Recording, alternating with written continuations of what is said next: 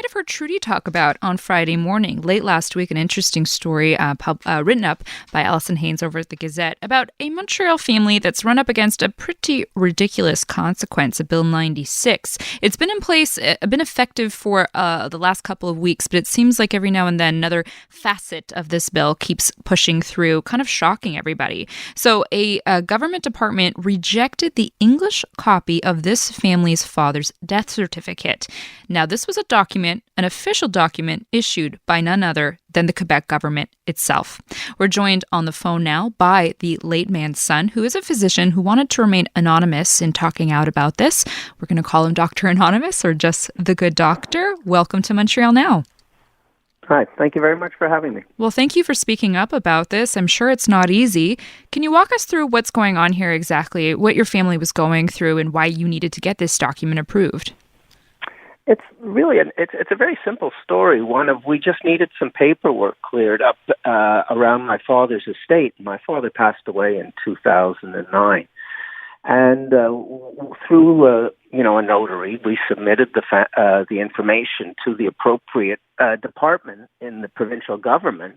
And the documents were sent back to us telling us that my father's birth certificate, which had been completed in 2009, wasn't acceptable to them. It had to be officially translated into a French document.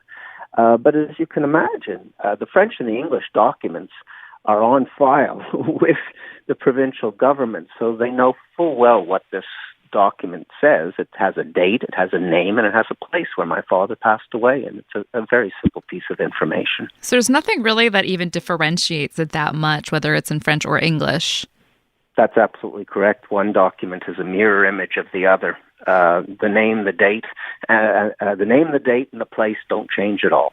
So what was your reaction when the notary told you that it had been rejected? Well, initially I said, look, I'll get the template of the French document and I'll just fill it out for you and send it to you. It's readily available online. He said, no, it has to be officially translated, stamped by a certified translator. And that's when I said I refuse to pay any more money for this. It's not just the money that's involved. It's the time and energy that our family put into submitting these documents, as well as, if you think about it, somewhere in the bureaucracy, in the Quebec bureaucracy, someone is running around in circles to make the whole process that much longer, and we're paying for that person's time as well. Well, it's, in my view, it's nonsensical for a government to say, well, that official document we officially issued to you a mere few years ago, well, officially now we're not recognizing it. This makes absolutely no sense to me. What is the status now? If you're refusing to get the official certified translation made, what is the status of your paperwork battle with the province? Well, I've sent a letter to Minister Robert, Minister of the French language, asking for his help in this matter. And I've sent him all the documentation. And if I don't hear anything, I'll probably turn to our MNA and ask for some help there. But for the moment, it's not urgent, to be honest with you, that this get done. Obviously, my father passed away a long time ago, and I'm just for the moment not giving in on this. And in fact, it's interesting, since the story ran in the Gazette, people have actually stepped forward to the Gazette who are certified translators and offered to do the work for free. So it's not really a matter of money. It's really a matter of principle. Where do you think this is going to go?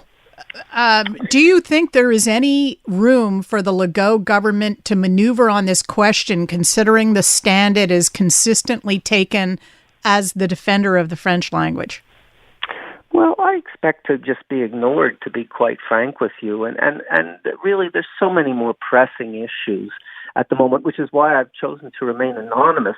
As somebody who's working in the healthcare sector, I'm actively involved in how Bill 96 is affecting the use of French and English in our hospitals. And that, to me, is of far greater concern than, a silly bureaucratic mix-up on something like this. I don't believe the law, if you read it carefully, even states that they can't accept an English document that the government has issued. I think they've made a mistake, but it's the sort of thing that it really underscores how one political party has weaponized this language issue and is just making everybody's lives more difficult for no good reason. It's not going to improve the use of French in our province if they make me translate the English document that they provided me with. We're calling him Dr. Anonymous. This is the man who's come forward because the government won't accept the government-issued death certificate belonging to his father to help clear up a real estate matter. So I kind of wonder, do you think maybe somebody was just being overzealous on the government's end? Somebody sitting in an office going, I got to read the letter to the law? Because we're kind of getting the feeling that sometimes some people might be kind of really supercilious about enforcing the law. They've been, this whole thing about being attesting in good faith to receive English services. It almost feels like you might get a bureaucrat who's having a good day and a bureaucrat who's having a bad day, someone who wants to read really close to the law and someone who's kind of like, well, I see what's going on here. What does your notary think is going on their end? It's the first time he's confronted it, but he says every week they're discovering something new. No, I don't believe this was a one-off. It was a form letter that was sent to me, so they've obviously prepared this letter saying they can't accept this document. So I suspect I'm not the first person, or certainly not the last person who's going to receive it. No, I think Bill 96 is creating all kinds of challenges for a lot of the services we receive. Just as an example, our hospital not that long ago issued a statement to the French press saying that we would address all of our patients in French first and only switch to English if the patient asked for it. And of course, the medical staff and the nursing staff, they don't agree to this whatsoever. But this is the sort of pressure that, administrators are being put under by this law. Have you seen anything else in the healthcare setting? You said that you realize that by contrast, your paperwork kerfuffle over a government-issued death certificate in English is not as important as these other issues in the hospital. What else are you seeing?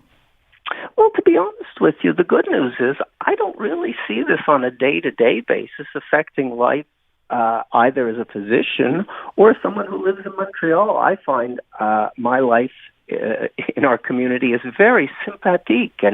And just to give you an example, I was standing in line in a restaurant a few days ago. Somebody came up and asked me what was going on in there. They asked me in French. I responded in French. I was speaking French. And eventually he starts to speak in English to me, and I'm speaking in French to him. And this is the Quebec I know, where people are respectful and kind to one another. And we get along. This has nothing to do with what this law is, trying to enforce upon us all. Dr. Anonymous, thank you very much for the interview. We appreciate it. My pleasure. And I hope that bureaucratic snafu gets sorted out with a little bit of logic and common sense. And expediency. Yeah, can we expect that from government? All right.